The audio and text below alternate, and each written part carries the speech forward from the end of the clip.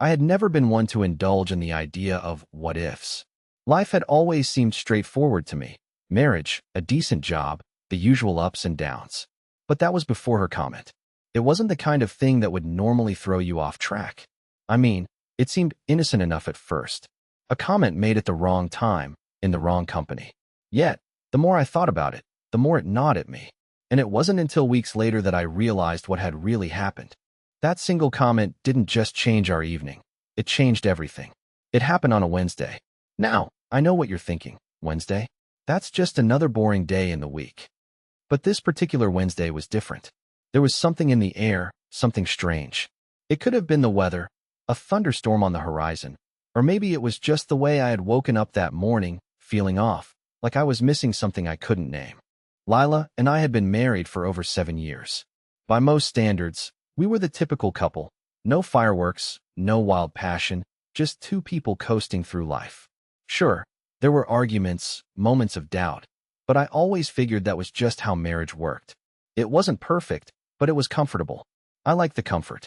I thought I liked the comfort. That evening, we went to a small get-together with some colleagues of hers.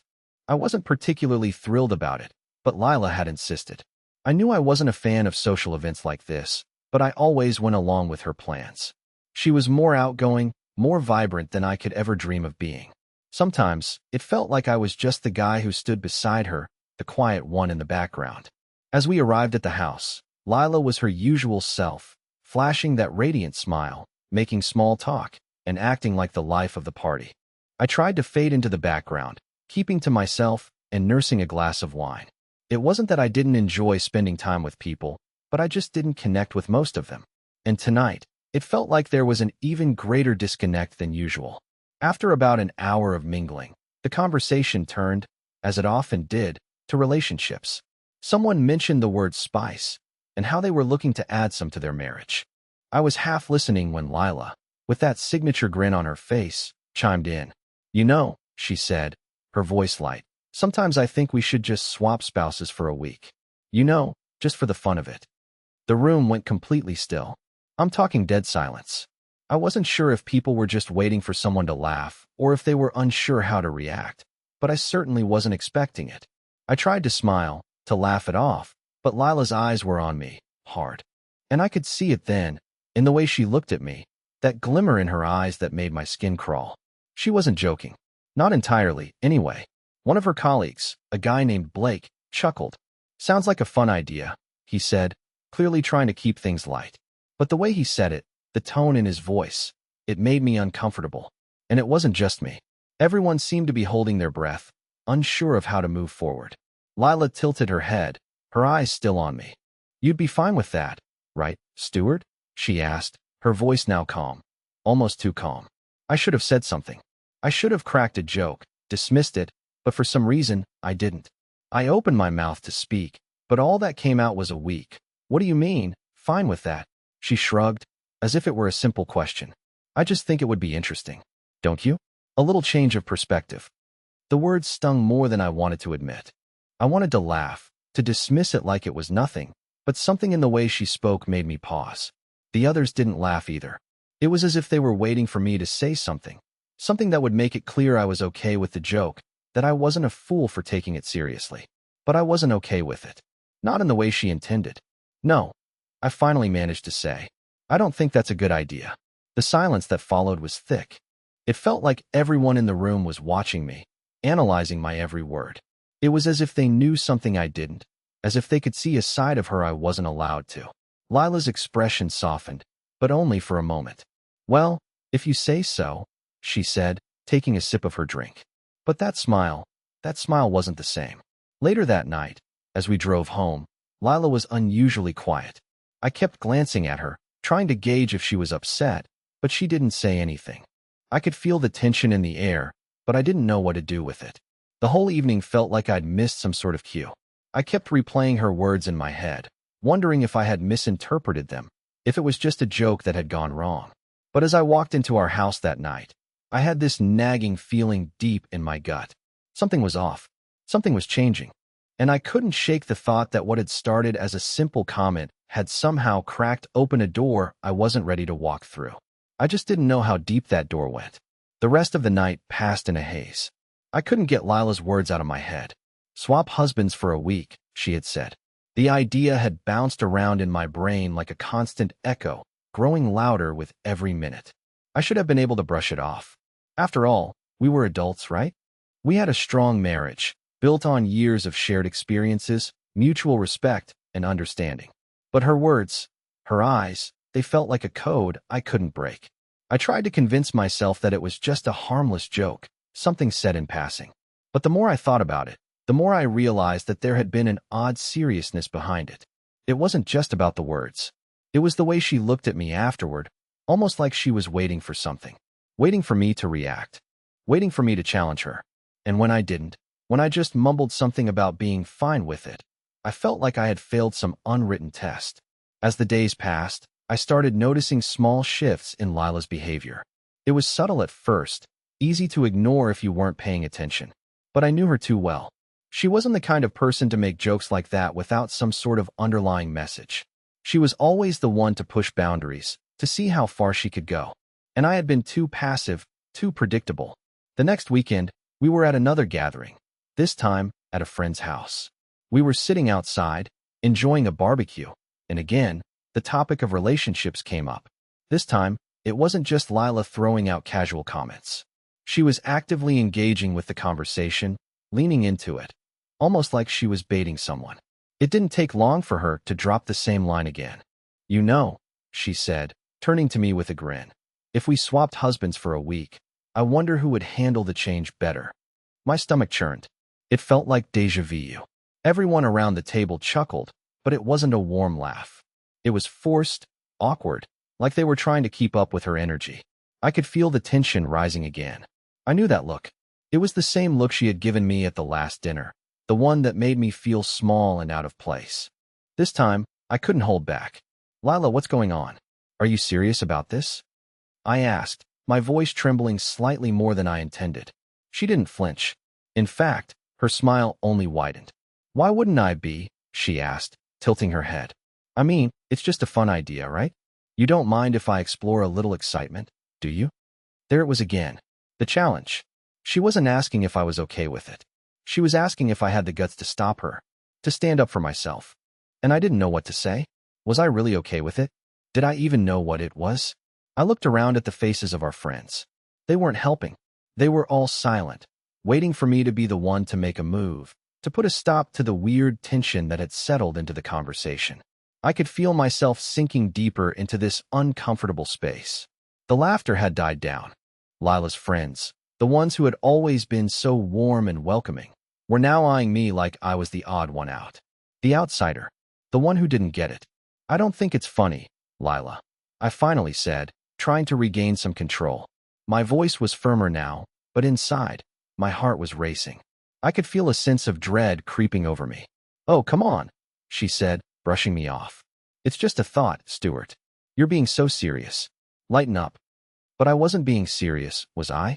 I was reacting to something deeper, something I couldn't articulate, something that had been building ever since that first comment. It wasn't about swapping husbands. It was about the way she was pushing me, testing me. It was about the subtle way she was telling me that I wasn't enough anymore, that I couldn't keep up with her. The rest of the night passed in a blur. I could barely concentrate on the conversations happening around me. All I could hear in my mind was Lila's voice, repeating that phrase, "swap husbands."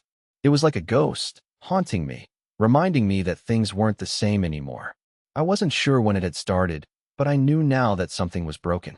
Something had shifted, and I couldn't put it back together. When we got home that night, Lila went straight to the bedroom, and I stood there for a moment, staring at the door, wondering if I had the courage to face her. I could hear her moving around in the room, but she didn't call for me. She didn't ask me to come in. She didn't even seem to care that I was still standing there. I sat on the couch, my mind racing, wondering what I had missed. Why was this so important to her? Why was she pushing so hard? And why was I just sitting here, letting it all happen? I didn't know the answers, but I knew one thing for sure. I couldn't ignore this much longer. Something was about to give, and I wasn't sure if I was ready for what would happen next. The next day, things between Lila and me were strange, almost detached. There was no argument, no confrontation, but I could feel the space between us growing. We went about our day as usual, but it was as if a veil had descended between us, one that neither of us could break through. I kept replaying our conversations from the past few days in my head, trying to make sense of them, trying to see if there was some hidden meaning behind her words. But all I kept hearing was that challenge in her voice. Are you really okay with this? I spent the morning doing the usual household chores while Lila busied herself with work. She was always on her phone or laptop, but today, she seemed more distant than usual. I tried to initiate some small talk, but she just nodded or gave brief answers. It was like I was speaking to a stranger in my own home. I was about to ask her about it, but every time I opened my mouth, the words felt stuck in my throat. I didn't know how to ask, how to confront her without making it worse. By the time evening rolled around, I couldn't take it anymore. I had to know. I had to understand what was going on in her head. As we sat down to dinner, I decided to ask, Lila, what did you mean by all of that? About swapping husbands? I said it quietly, trying not to sound too accusatory. Why would you even joke about something like that? She paused for a long moment, not looking at me. Her fingers toyed with the fork in her hand, and for the first time in days, I saw her hesitate. But then she looked up at me, and I saw something in her eyes that I hadn't seen before, something cold. It wasn't anger. It wasn't sadness. It was something darker, something that made my skin crawl. I was just trying to see what you'd do, she said, her voice soft but sharp. I wanted to see if you'd stand up for yourself, if you'd actually care enough to say something. She leaned forward slightly, and her gaze pierced into mine. But you didn't. You just went along with it, didn't you? You didn't care enough to even challenge me. Her words hit me like a slap. I felt my chest tighten, a knot forming in my stomach. What are you talking about? I asked, my voice barely a whisper. Of course I care. But I thought you were joking. I didn't know what to say. I didn't think you were serious. That's the problem, Stuart, she said, her voice almost too calm. You never think. You just sit there, letting me do whatever I want, never saying anything, never challenging me. And it's exhausting. I felt like the ground had been pulled out from beneath me. This wasn't about a joke anymore. This was something deeper. Something I had failed to notice, something I had ignored for too long. I had always been the quiet one in our relationship, the one who let things slide, the one who didn't make waves. But Lila wasn't happy with that anymore. She wasn't content with me just sitting back and going along with things. I wanted to argue. I wanted to defend myself. But I couldn't find the words. How could I? How could I explain that I didn't know how to deal with this new side of her? How could I explain that I didn't know how to stand up to her without fearing I'd lose her entirely? I don't know what you want me to say, Lila, I said quietly, my hands shaking slightly. I don't know how to fix this, but I want to. I do. She stood up, pacing the room, her eyes burning with frustration. You don't get it, do you? She said, almost shouting now. I've been trying to get you to see this for months, but you're too busy being comfortable to notice. I need more than just someone who's fine with everything. I need someone who can keep up with me, someone who isn't afraid to call me out when I'm being ridiculous. Her words stung, but they weren't entirely untrue. I had been complacent. I had let things slide because I thought that's what marriage was supposed to be. Easy, no fights. But now I realized that wasn't enough for her. And it wasn't enough for me either. But I was scared. I was terrified of what might happen if I started pushing back. If I started demanding more from our relationship. I'm sorry, I said finally, my voice barely audible. I'm sorry I haven't been the husband you wanted. But I'll try. I will. I'll do better. She stopped pacing and turned to face me. Her expression softened for a moment, but it was brief. I hope you will, she said, almost under her breath. But I'm not sure you even know what better looks like anymore. The conversation ended there, and I could feel the weight of her words hanging in the air between us. I went to bed that night with 1,000 thoughts racing through my mind. Lila had laid bare all the things I had been too afraid to face. All the things I had ignored because it was easier than confronting them. But now, the mask had come off, and I didn't know if we could go back to the way things were. The next few days were tense, filled with uncomfortable silences and awkward glances. It was as though the tension between us had reached a breaking point, and I didn't know if we could repair it. But as much as I tried to avoid it, I knew deep down that Lila's words had changed me. They had forced me to see the cracks in our marriage that I had been blind to for so long. And now, I wasn't sure if we could fix them. I wanted to fight for us. I wanted to prove to Lila that I could be the man she needed, the one who would challenge her, stand up for her, and push her to be better. but I wasn't sure if I could be that person. And the more I thought about it, the more I wondered if it was already too late. The days after that conversation felt like a slow unraveling. Every time I looked at Lila, I could feel the distance between us growing, and no matter how hard I tried, I couldn't close that gap. We went through the motions of our daily routine, but it was as if we were just two people coexisting under the same roof, not the couple we used to be. There were no more casual conversations over breakfast, no more playful exchanges during dinner. Instead, there was this thick silence, like an unspoken agreement that we were both avoiding something. Lila was still as busy as ever, but it seemed like her energy was now directed elsewhere. I noticed her spending more time on her phone, always texting or emailing, even when she was home. At first, I didn't think much of it, but then I started to notice the little things, how she would smile at the screen when her phone buzzed, how her fingers would linger on the screen for a second longer than they should. I couldn't help but wonder if she was talking to someone else, someone who could give her the excitement I was no longer capable of. And then, one night, it happened. I was sitting in the living room, scrolling through some old photos on my phone, trying to distract myself from the feeling that something was seriously wrong. Lila was in the kitchen, the soft sound of pots and pans clinking as she prepared dinner. The house was eerily quiet, except for the occasional sound of her movement. It was like the calm before the storm. I was lost in thought when I heard the doorbell ring. I stood up, surprised, because I wasn't expecting anyone. Lila looked up from the kitchen as I walked toward the door. She didn't seem surprised. In fact, she seemed almost relieved. I opened the door, and there stood a man I didn't recognize. "Hey, is Lila home?" the man asked, his voice warm, friendly. But there was something about his smile, something too casual for my liking. He was tall, well-built, dressed in a way that screamed confidence. His eyes locked onto mine, and I could sense something in them, something I couldn't quite place. Something that made me immediately uneasy. Lila had come up behind me now, and when she saw him, her face lit up with a smile I hadn't seen in months. "Oh, you're here," she said, her voice too bright. I watched her walk toward him, and I couldn't tear my eyes away from their exchange. It wasn't just a friendly greeting. There was something more in the way they interacted, something I wasn't supposed to notice. A certain ease. A familiarity. "Stuart, this is Blake," Lila said, turning to me with a smile. "He's a colleague of mine. I've told you about him, right?" I nodded, but I wasn't sure if I believed her. I couldn't remember her ever mentioning him before. And even if she had, something about the way they were standing so close to each other didn't sit right with me.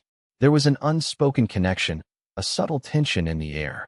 It was like I was intruding on something private.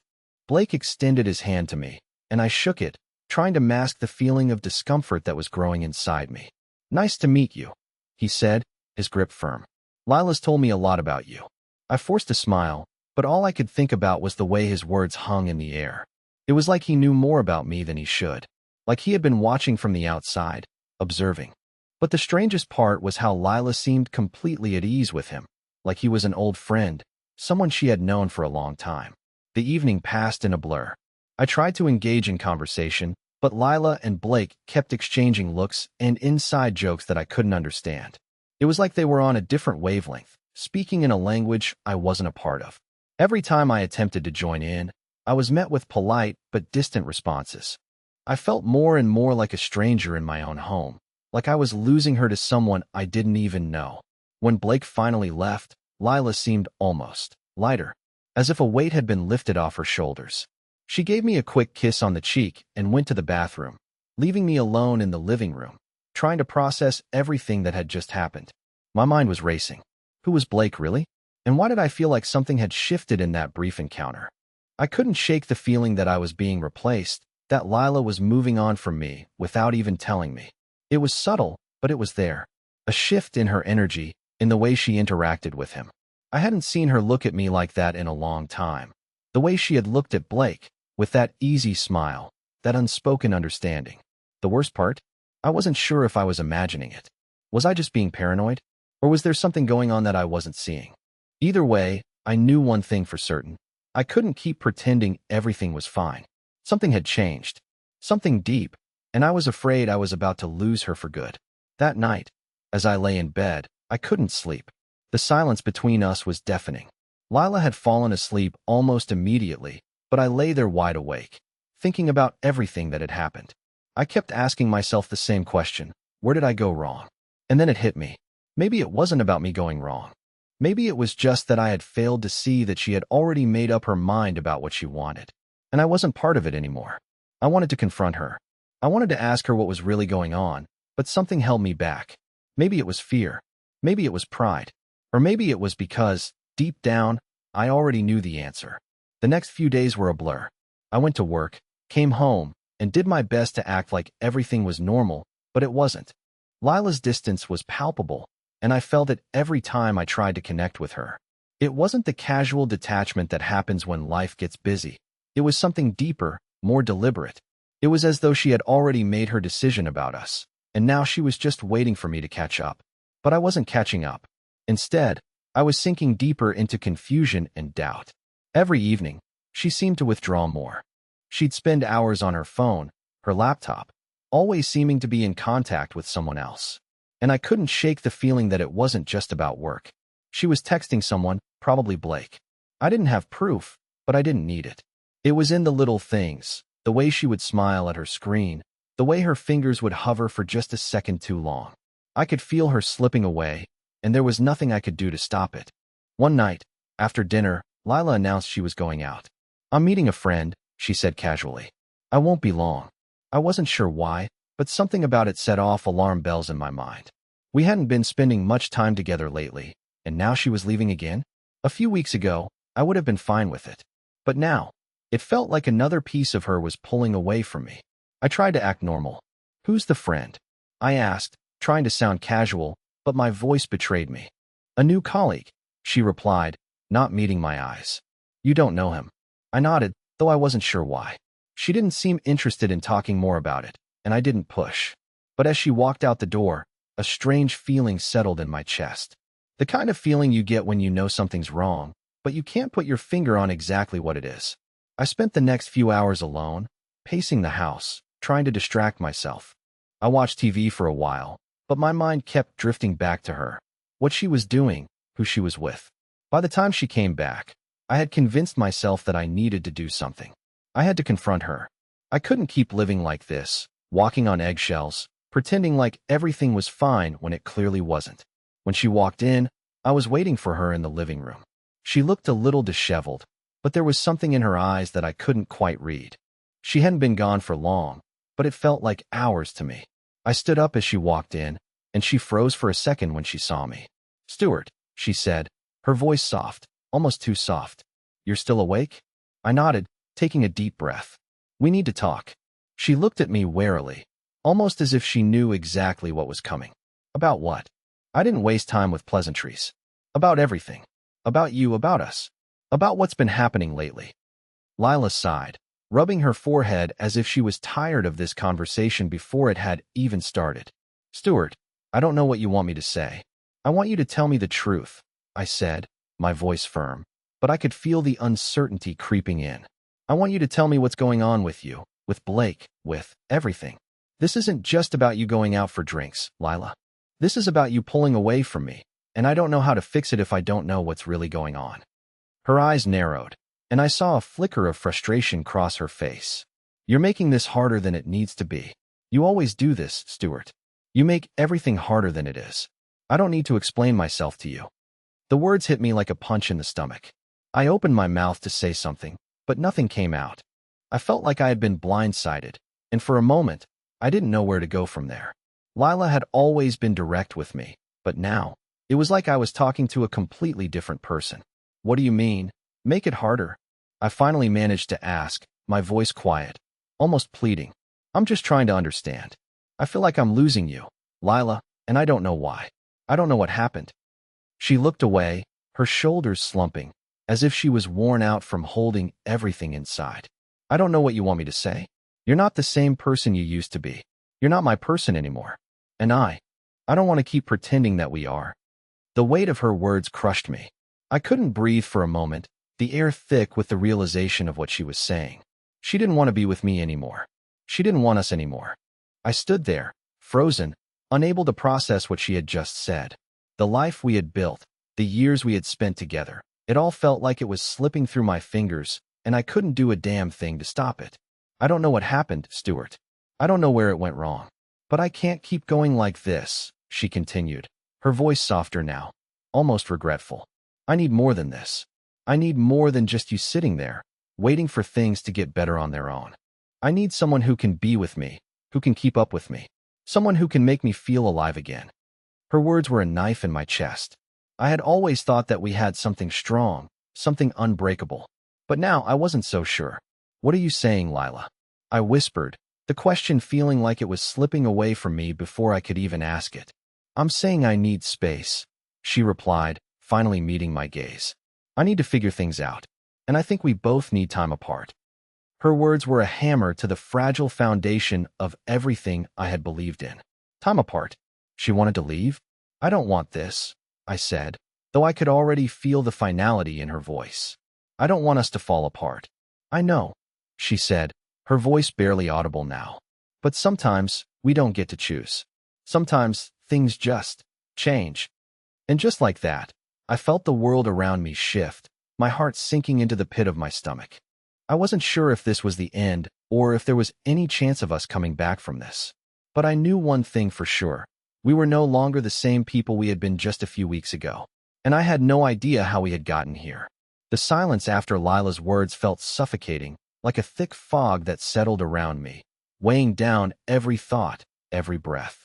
I wanted to say something, anything, that might make sense of it all, but no words came. She wanted space. She needed time apart. And I couldn't do anything to change that. It wasn't a plea for understanding. It wasn't a negotiation. It was final. The look in her eyes, the resignation, the quiet certainty, told me everything I needed to know. I watched as she turned away, walking toward the bedroom, not looking back. Her movements were slow, deliberate, like she knew exactly what she was doing, like she had already made up her mind a long time ago. I stayed in the living room, frozen in place, feeling the weight of her departure press down on me with every passing second. I knew this wasn't just a temporary thing. This wasn't a spat or a rough patch. This was her pulling away for good. The next few days were a blur. The house felt empty, and every corner seemed to echo with the sound of her absence. I went through the motions, work, dinner, sleep, but nothing felt the same. I had always imagined that if Lila and I ever hit a rough patch, we'd work through it together, as we had in the past. But this felt different. I couldn't shake the feeling that something irreversible had happened, something that no amount of talking could fix. And then, I began to notice the changes in myself. I started going to places I wouldn't normally go, doing things I hadn't done in years, things I had always put on the back burner because they didn't fit into the life Lila and I had built. I wasn't sure if it was a conscious choice or if I was just trying to fill the empty space. I went to bars by myself, sat in cafes for hours, lost in my own thoughts. I found myself looking at people in a way I hadn't before, wondering if they could sense the same void I felt inside me. If they could see the cracks in my life that I was trying to hide. One night, I found myself walking down a street I hadn't been on in ages. It was quiet, the kind of peaceful silence that's only found in places where no one knows your name. I wasn't sure what I was doing there, but I felt compelled to keep walking. I passed a small, dimly lit restaurant, the kind that didn't attract too much attention, but something about it caught my eye. I hesitated for a moment, then pushed open the door. The inside was cozy, warm, and smelled faintly of garlic and fresh bread. I took a seat at the bar, not expecting anything in particular, just wanting the noise of the world to drown out the noise in my head. I ordered a drink and settled in, watching the bartender move effortlessly behind the counter. It wasn't until I took my first sip that I realized how much I had been missing. This kind of solitude, this quiet space where I could just think without the pressure of trying to hold everything together. I could feel my shoulders relax for the first time in days. But then, out of the corner of my eye, I saw her. It was like a punch to the gut. I hadn't expected to see anyone I knew, let alone Lila.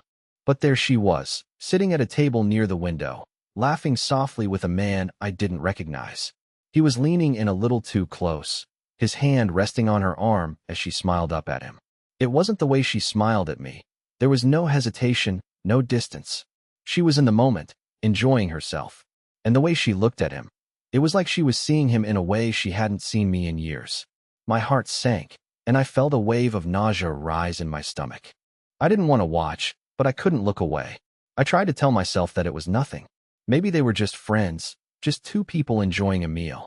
But I couldn't convince myself. The way they were sitting so close, the way her hand rested on his, there was something intimate about it, something that made my stomach twist with jealousy and fear. I had never felt so invisible before. I stayed for a few more minutes, watching them from my spot at the bar, before I finally stood up, my drink untouched. I didn't want to confront her. I didn't want to make a scene. But I couldn't just sit there and pretend like I hadn't seen what I had seen. I walked out of the restaurant quickly, the cool night air hitting my face like a slap. My mind was spinning, my thoughts jumbled. Was this it? Was this how it ended? I had always thought that I would know when things were over, that I would have some sort of warning sign before it all fell apart. But this felt like a sudden crash, like a tidal wave I couldn't escape. As I walked down the street, I realized something. I had been avoiding the truth for so long, afraid to face what was really happening. But there it was, right in front of me. Lila had moved on. And the worst part? She hadn't even bothered to tell me. I didn't know what to do next. I didn't know how to fix this. But I knew one thing for sure. This wasn't the life I had signed up for. I had spent so many years trying to keep everything in place, trying to be the husband she needed, trying to keep us together. But I had been too late. The person I had loved, the woman I thought I knew, was already gone. And I had been too blind to see it until now. I couldn't go back to that restaurant. I couldn't go back to that life. Not after what I had just seen. The truth was staring me in the face, and there was no going around it anymore. Lila had made her choice, and I wasn't a part of it. The days following that night felt like an eternity. I couldn't shake the image of Lila and that man from the restaurant.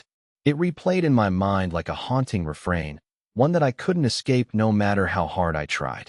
I kept telling myself it was nothing, just a dinner, just friends catching up, but the way she looked at him, the way they interacted, made it impossible to dismiss. It was like a door had been opened, and now I was seeing everything for what it truly was. I didn't confront her about it immediately. Part of me was afraid of what I might hear, afraid of the truth that I wasn't sure I was ready for. But the longer I waited, the more it gnawed at me. I started looking at her differently, really looking at her, as though I was seeing her for the first time in years. The woman I had married, the one I had built a life with, was slipping away from me, and I was too late to stop it. I tried to keep up the facade. I went through the motions, pretending that everything was normal, but it wasn't. The silence between us had become unbearable.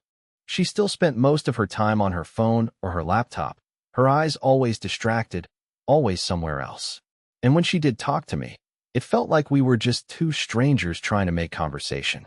I couldn't remember the last time we had a real conversation, the last time we had shared anything meaningful. The worst part was that I couldn't tell if she was aware of the distance between us or if she simply didn't care anymore.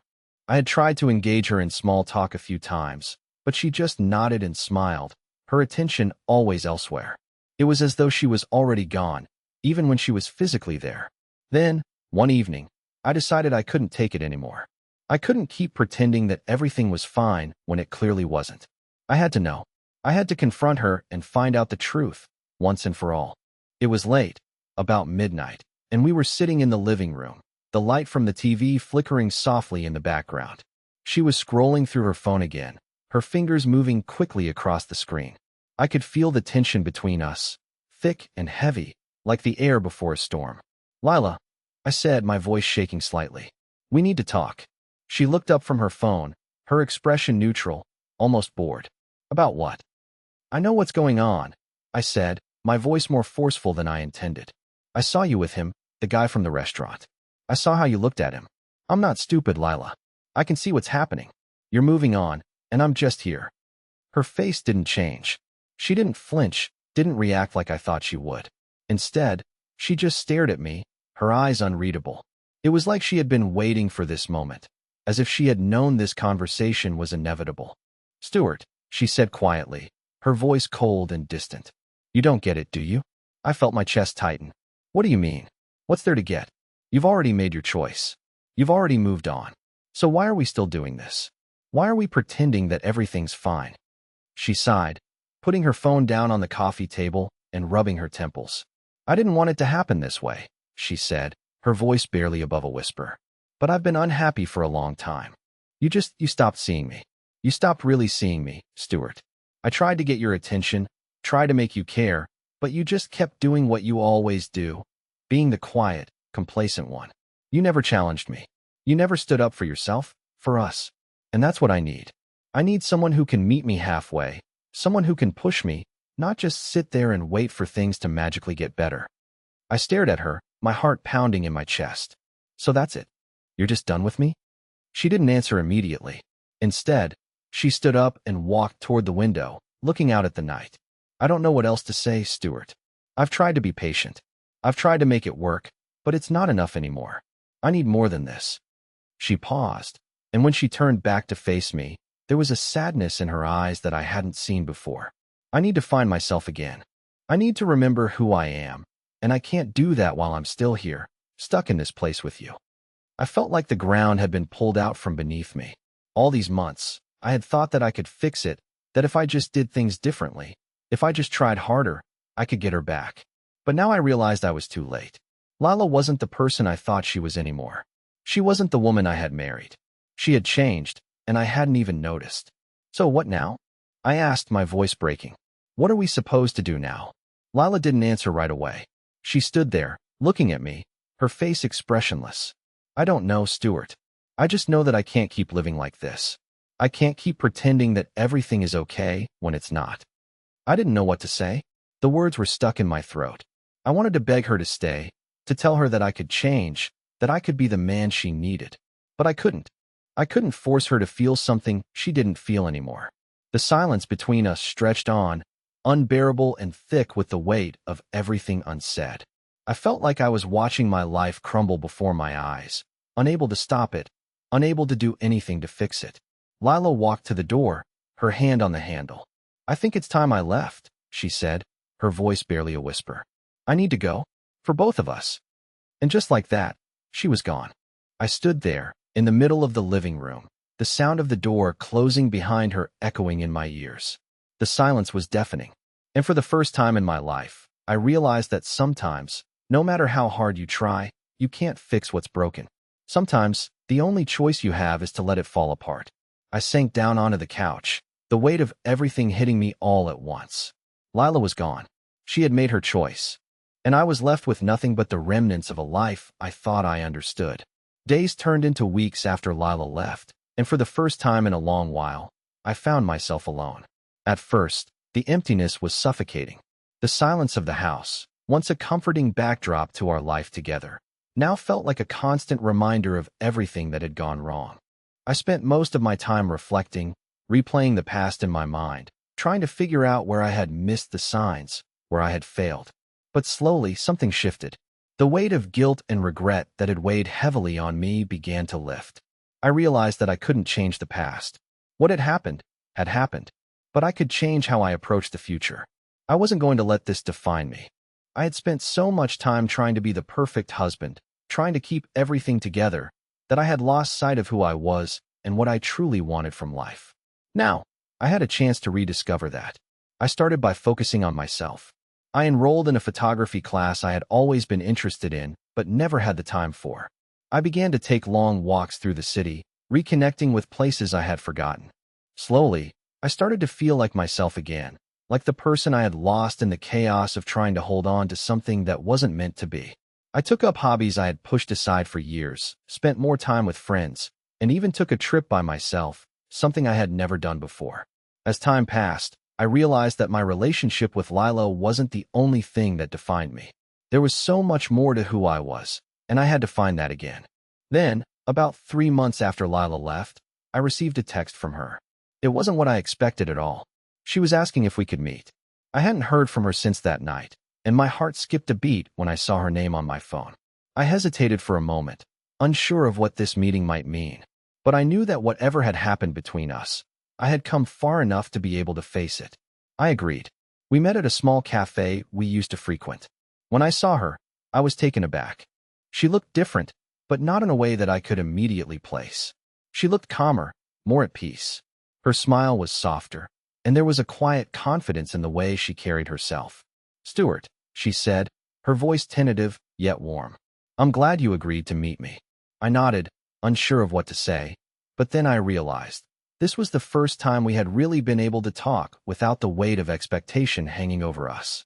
We sat down, and the conversation started slowly, but it soon turned to the things we had never talked about during our marriage. The reasons why we had grown apart, the things we had both failed to see. "I've done a lot of thinking," she said, her eyes meeting mine.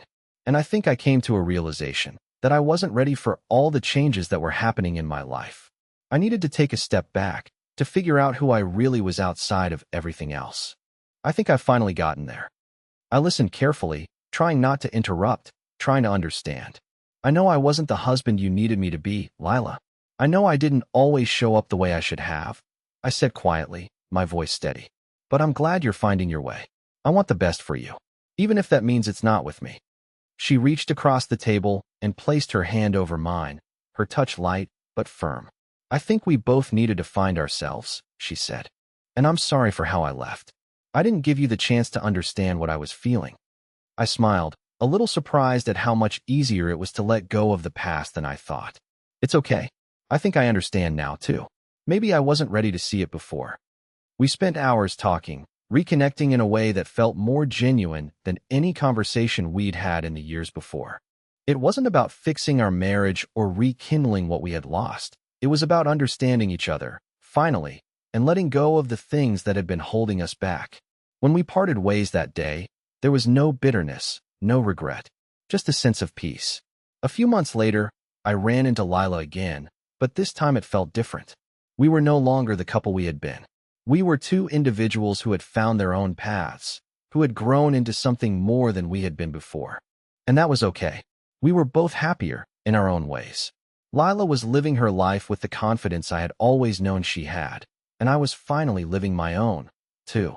It wasn't the way I had imagined things would turn out, but it was exactly what I needed. The divorce had been painful, but it had opened the door to a life I never would have discovered if I hadn't faced the truth. I had found myself again, and in the process, I had found a new sense of purpose.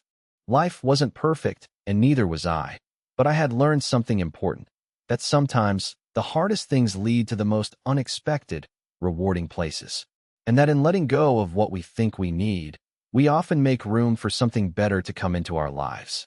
In the end, it wasn't just about healing from the past. It was about moving forward, embracing the uncertainty, and trusting that the best was yet to come.